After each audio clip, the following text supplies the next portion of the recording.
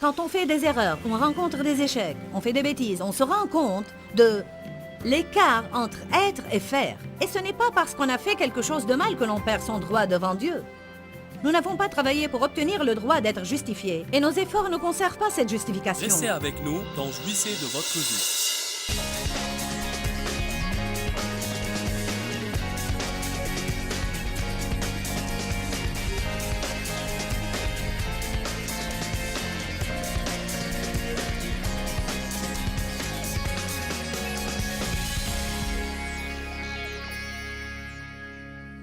Éphésiens 4, verset 15 dit « Mais que nos vies expriment la vérité en toutes choses. Dans nos paroles, dans nos actions, dans notre vie. Vivant dans l'amour et la charité, nous grandirons. » Dites « nous grandirons. » De toute manière et dans toutes choses. Dites « de toute manière et dans toutes choses. » Vers celui qui est le chef, la tête, Jésus-Christ, le Messie, loin. Grandissez de toute manière et dans toutes choses. Une fois qu'on a reçu Jésus-Christ comme sauveur, la suite du voyage parle de croissance. La suite du voyage parle de progrès et de changement. Elle parle d'une conviction personnelle, de repentance et de ce que Dieu change en nous. Si on ne grandit pas, alors on est stagnant. On a des périodes de repos durant lesquelles Dieu n'opère rien en nous de particulier. Mais je peux vous dire que tant que nous serons sur terre, Dieu aura des choses à faire en nous. Personne n'atteindra la perfection jusqu'à ce que Jésus revienne pour nous prendre. La progression est vitale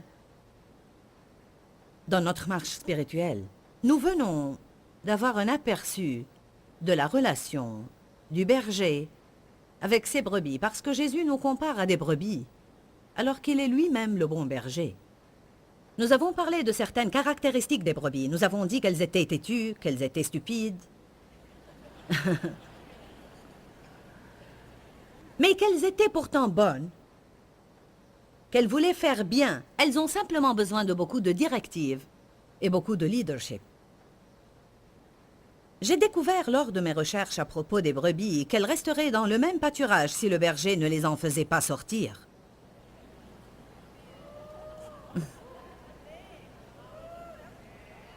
Elles usent du pâturage dans lequel elles sont et elles détruisent la terre qui s'en trouve infestée de parasites. Elles ont besoin d'être déplacées régulièrement afin de rester en bonne santé. Elles restent dans le même pâturage jusqu'à ce que celui-ci devienne une pourriture. C'est-à-dire un endroit dévasté, détruit. Êtes-vous coincé dans un trou dont vous ne pouvez plus sortir? Avez-vous besoin de quelque chose de nouveau, mais vous êtes trop paresseux pour vous lancer? Avez-vous besoin d'un push divin? Certaines personnes ont plus tendance à être contre le changement que d'autres.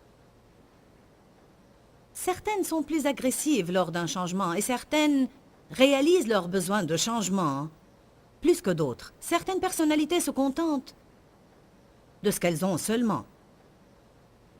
N'importe quoi, peu importe quand.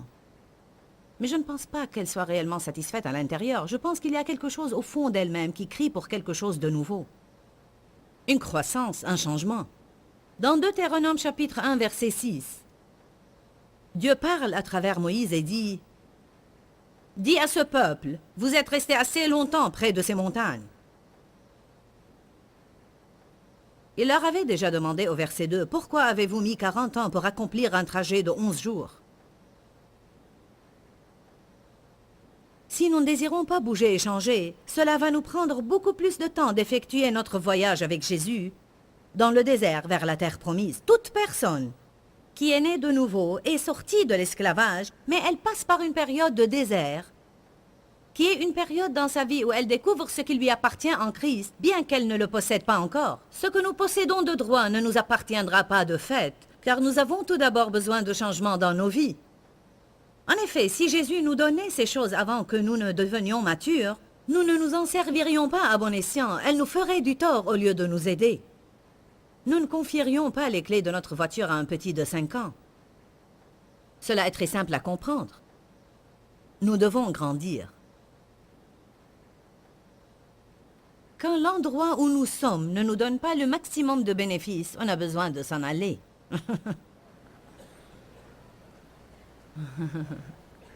On a besoin d'un changement. Quelque chose peut être bon à une saison et mauvais à une autre. Aujourd'hui, on trouve des gens qui changent trop. Ils changent de ministère chaque 3 semaines. Ils changent d'église quand ils le sentent. Ils s'engagent puis aussitôt oublient leur engagement. Ils changent de mari ou de femme comme on changerait d'habit. Mais ce n'est pas le sujet dont je parle. Je crois qu'il y a des personnes aujourd'hui, ici dans l'auditoire ou qui regardent la télé, qui sont absolument désireuses de changement, mais qui laissent la peur du changement les arrêter. Vous priez pour un changement et après, quand Dieu essaye de changer quelque chose, cela vous affole. Êtes-vous dans une église où vous ne grandissez pas spirituellement? Si c'est le cas, quittez-la et allez dans une autre. C'est que maman ne va pas trop apprécier si je m'en vais. Votre maman n'est pas responsable de votre joie. Quand vous serez devant Dieu le jour du jugement, il ne demandera pas de compte à votre maman. Parce que Romains 14, verset 12 le dit très clairement, « Chacun de nous rendra compte à Dieu pour lui-même. » Maman doit comprendre que l'endroit où elle doit être n'est peut-être pas celui dans lequel vous devez être. Même si l'endroit semble idéal pour elle, ce n'est peut-être pas le lieu dans lequel Dieu veut que vous soyez. De plus, votre destinée dépend peut-être d'un autre endroit vers lequel Dieu vous conduit. On a besoin d'être au bon endroit, au bon moment, faisant la bonne chose avec la bonne attitude. Il me conduit dans les sentiers de la justice à cause de son nom. Qu'est-ce que cela signifie? Si je ne me trouve pas au bon endroit, je ne peux pas glorifier le nom de Jésus. Il me conduit sur le bon chemin pour moi à cause de son nom, afin que je puisse lui donner gloire. Si votre esprit n'est pas nourri là où vous vous trouvez, vous devez prier pour savoir où Dieu vous veut. Et honnêtement, je le dis, même si vous perdez tous les amis que vous avez, vous devez avancer avec Dieu. Quand la nuée s'en va, il vaut mieux s'en aller. Quand elle ne bouge pas, on ne bouge pas. Et quand elle avance, on avance. Je me réfère aux Écritures dans l'Ancien Testament. Lorsque le peuple était conduit par la nuée durant le jour et par le feu la nuit. Cette nuée et ce feu représentaient la présence de Dieu. Et la Bible dit que quand la nuée restait au-dessus d'un endroit, le peuple y établissait ses tentes et il n'en bougeait pas jusqu'à ce que la nuée se déplace. Quand la nuée s'en allait, il s'en allait. Quand elle restait, il restait. Parfois, la nuée restait un long moment, parfois juste une seule nuit. Mais quand la nuée partait, le peuple partait. Ce que je vous dis, c'est quand la présence de Dieu s'en va, quand l'onction se retire d'un domaine de votre vie, vous devez avancer avec Dieu. On a parfois des vies atroces et misérables parce qu'on suit des gens au lieu de suivre Dieu.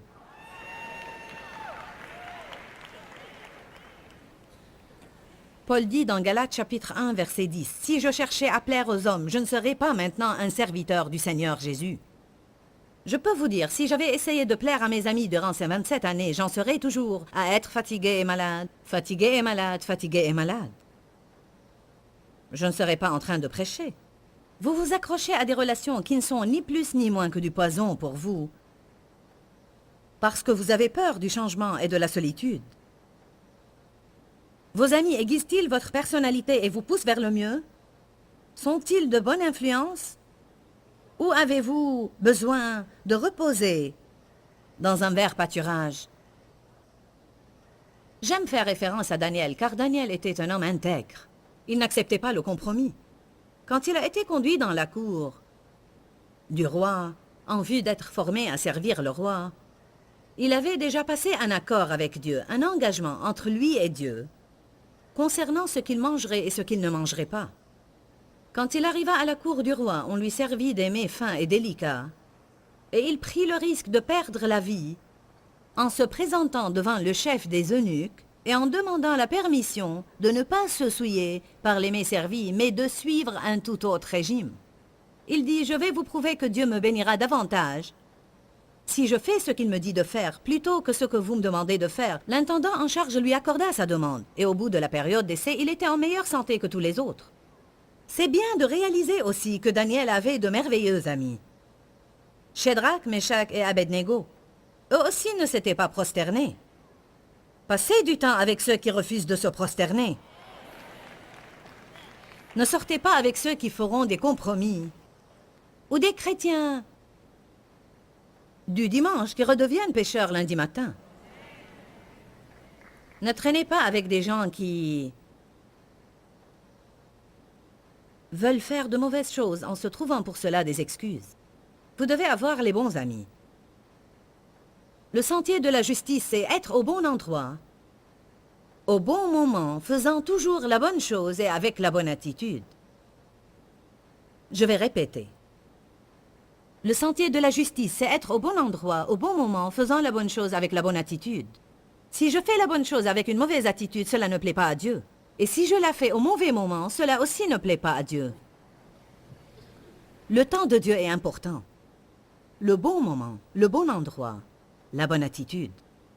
Je désire prendre quelques minutes, et bien que j'ai plusieurs séries d'enseignements, tous à propos de ce sujet, je ne vais pas procéder comme à l'ordinaire, je vais donner une autre orientation à ce message, mais je ne veux pas prêcher sur la justification sans vous dire qu'avant même de pouvoir parler du fait d'être justifié, il faut avoir été rendu juste devant Dieu par le sang de Jésus. On ne peut pas être juste à moins d'avoir été fait juste. On ne peut pas être quelque chose à moins d'avoir été fait ce quelque chose. Que nous enseigne la religion? Et quand je dis religion, je parle de la religion au sens large. Je n'attaque pas une dénomination particulière. Mais ce que nous enseigne la religion, c'est que si on suit les règles et si on suit les lois, alors on sera juste devant Dieu. Et c'est ce qu'on appelle les œuvres de la chair, que Dieu a en horreur. Car dans ce cas, on fait les bonnes choses, mais pas pour les bonnes raisons. Saisissez bien cela. Si je vais à l'église sans vouloir y aller, et je joue la comédie, en attendant secrètement la fin du message, cela ne bénira pas Dieu. C'est plutôt le moment de dire, « Seigneur, je ne me sens pas trop d'aller à l'église, mais je vais y aller car je t'aime. Je désire y être car j'ai besoin d'y être. Donc je vais discipliner ma chair. » Ça, c'est une autre histoire. Je parle de si vous vous trouvez là-bas avec l'attitude, je te donne du temps. Je te donne du temps. Cela ne bénit pas Dieu. Il vaut mieux dans ce cas rester à la maison. Dites la vérité à Dieu. Je ne veux pas y aller. Tout est dans l'attitude du cœur envers Dieu. Il préfère avoir quelqu'un avec un bon cœur et une performance un peu moins parfaite que quelqu'un avec une performance parfaite mais un cœur mauvais. Nous avons parlé des brebis et des chèvres. Les chèvres affichent parfois un comportement plus docile, mais elles sont retorses et malignes. Elles sont retorses et malignes. Tout avec une chèvre et mais. Les brebis sont stupides. Elles tombent sur le dos et ne peuvent plus se redresser à moins que le berger ne les aide. Ils restent comme ça.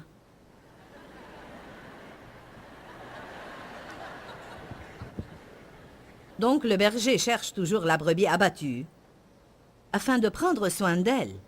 Les brebis ont besoin du berger. Elles ont besoin d'avoir un berger. Elles ne pourraient pas survivre sans berger. Elles feraient n'importe quoi sans un berger. Mais ce sont de braves bêtes. Et même si elles sont bêtes, elles ont un bon fond. Bah. Amen.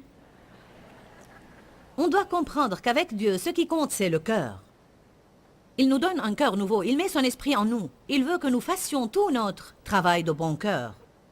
Pas en vue d'obtenir quelque chose de lui, mais plutôt par amour pour lui, pour ce qu'il a déjà accompli pour nous. Je veux répéter. On ne fait pas de bonnes œuvres, on ne donne pas nos dîmes et nos offrandes, on ne va pas à l'église, on ne lit pas notre Bible, on ne prie pas, pour bien nous faire voir de Dieu. On le fait par amour pour lui, pour ce qu'il a déjà fait pour nous. Nous ne faisons que répondre à ce don gratuit d'amour qu'il nous donne. Et nous pouvons dire, « Seigneur, je veux faire tout ce que tu me demandes de faire. Je veux te servir, je veux travailler pour toi. Je veux étudier ta parole. Je veux prier et marcher dans ta présence. Parce que je t'aime, Seigneur, je t'aime. » J'apprécie ce que tu as fait dans ma vie. Amen. C'est très important pour moi que vous réalisiez qu'on ne peut pas être juste à moins d'avoir été fait juste. Et on est justifié à la nouvelle naissance. 2 Corinthiens 5, 17. Si quelqu'un est en Christ, il est une nouvelle créature. Les choses anciennes sont passées, voici toutes choses sont devenues nouvelles. Et le verset 21 dit, celui qui n'a pas connu le péché, il l'a fait devenir péché pour nous, afin que nous devenions en lui justice de Dieu. Donc il a pris nos péchés et nous a donné sa justice. On ne trouve pas ailleurs un meilleur deal. Mais cela ne vous fera aucun bien à moins que vous ne le croyiez. Aussi, vous avez besoin de commencer à dire « Je suis devenu justice de Dieu en Jésus ». Et alors, quand on fait des erreurs, on rencontre des échecs, on fait des bêtises, on se rend compte de l'écart entre être et faire. Et ce n'est pas parce qu'on a fait quelque chose de mal que l'on perd son droit devant Dieu. Nous n'avons pas travaillé pour obtenir le droit d'être justifiés, et nos efforts ne conservent pas cette justification. Nous avons été faits justice de Dieu par le sang de Jésus. Quand nous faisons quelque chose de mauvais, Dieu s'occupe de ce que nous avons fait, mais on ne perd pas notre relation de fils et de fille. On ne perd pas son identité en Jésus à cause de ses actions. Amen. Vous devez comparer cela à la relation que vous avez avec vos enfants, nos enfants que nous aimons tant. Je n'ai jamais, à aucun moment, cessé d'aimer un de mes enfants. Est-ce que j'ai un jour voulu leur tordre le cou? Absolument. Je veux dire certainement, absolument. Mais je n'ai jamais arrêté de les aimer. Donc on s'occupe de leur comportement sans arrêter de les aimer. D'accord? Dites avec moi, j'ai besoin d'être au bon endroit, au bon moment, faisant la bonne chose, avec la bonne attitude. Maintenant dites, je ne peux pas être juste, à moins de savoir que j'ai été fait juste en Christ. Regardons Matthieu 23. Je veux que nous jetions un coup d'œil sur les pharisiens parce qu'ils sont un exemple classique des personnes qui font la bonne chose, mais avec la mauvaise attitude.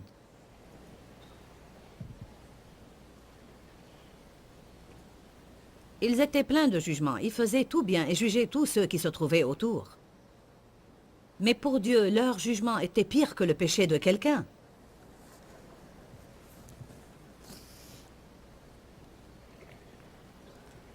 Matthieu 23, verset 25. Malheur à vous. Je ne sais pas de quel malheur il s'agit, mais je n'en veux pas. Malheur à vous, scribes et pharisiens, prétendants et hypocrites, car vous purifiez le dehors de la coupe et du plat, alors qu'en dedans, ils sont pleins de rapines, vols, pillages, exploitation et d'intempérance. Pharisiens aveugles, purifie premièrement l'intérieur de la coupe et du plat, afin que l'extérieur aussi devienne pur. L'extérieur, nos œuvres, ne seront jamais propres, justes et pures, si nous ne le laissons pas tout d'abord purifier nos cœurs. Malheur à vous, scribes et pharisiens hypocrites, parce que vous ressemblez à ces sépulcres blanchis, qui paraissent beaux du dehors et qui au-dedans sont pleins d'ossements de mort. Ne me dites pas que Jésus n'était pas assez direct.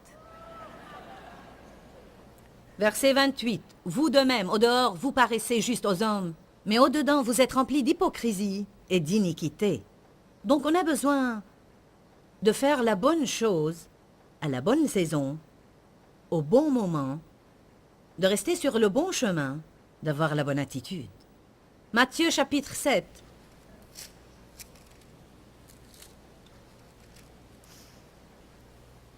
Verset 13.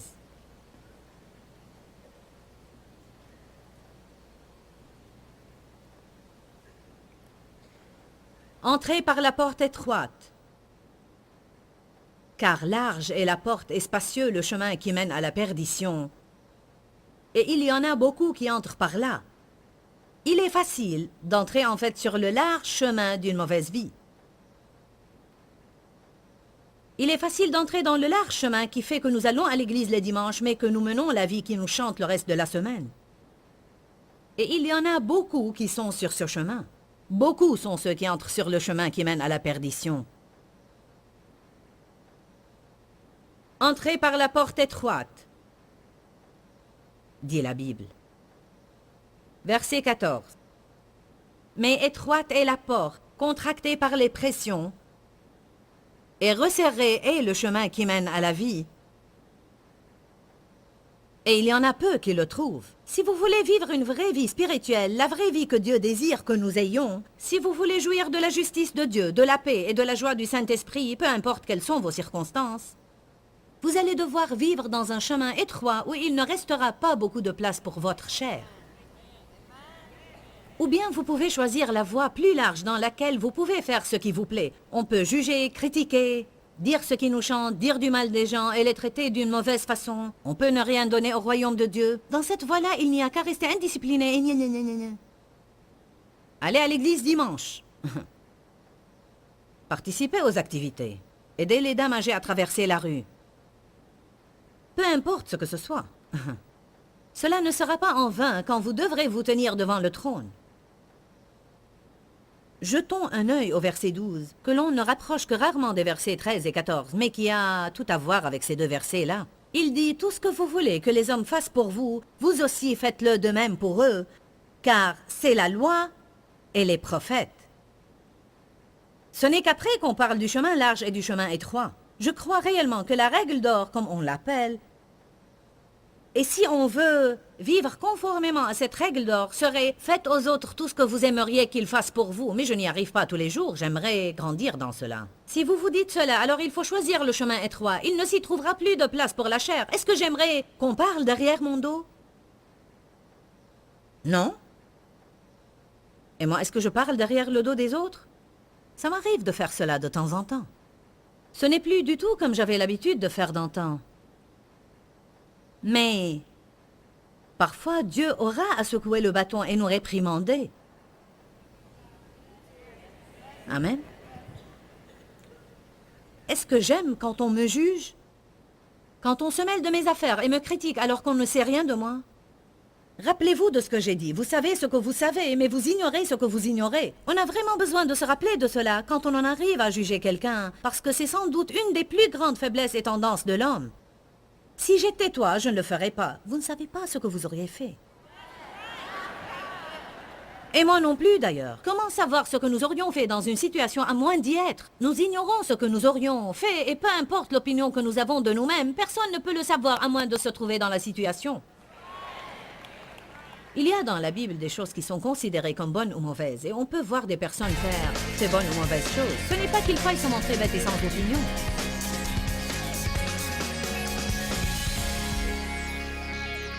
J'aime personnellement beaucoup le sujet de la justification, car je me suis sentie injuste la plupart de ma vie. J'ai donc été vraiment heureuse quand j'ai trouvé dans la parole que j'étais justifiée par Dieu au moyen du sang, par la mort et la résurrection du Christ, et qu'ayant été rendue juste au-dedans, je pouvais désormais être conduite dans le bon comportement. Je fais en fait référence au psaume 23, et c'est une partie de ce psaume qui dit « Ils m'ont conduit dans les sentiers de la justice ». J'apprécie vraiment le fait de savoir que je peux compter sur le Saint-Esprit pour me garder sur le chemin étroit qui nous mène à la vie. Si vous êtes comme moi, vous vous écarterez parfois de ce sentier. On ne le souhaite pas. Mais comme tout être humain, on a une chair qui prend parfois le contrôle et on en arrive à prendre des décisions qu'on n'aurait pas dû prendre. Mais Dieu merci, il nous a donné son Saint-Esprit pour nous convaincre et nous faire savoir de l'intérieur quand notre comportement n'est pas correct. Et alors nous devons l'écouter, changer et continuer avec lui pour une belle vie. Dis-leur que je les aime. Dans ce livret, Joyce Meyer donne une révélation de l'amour de Dieu pour nous. Pour obtenir ce livret gratuitement, écrivez-nous à Joyce Meyer, boîte postale 40095-6300, Larnaca, Chypre. Ou bien visitez notre site web www.joycemeyerme.org/fr.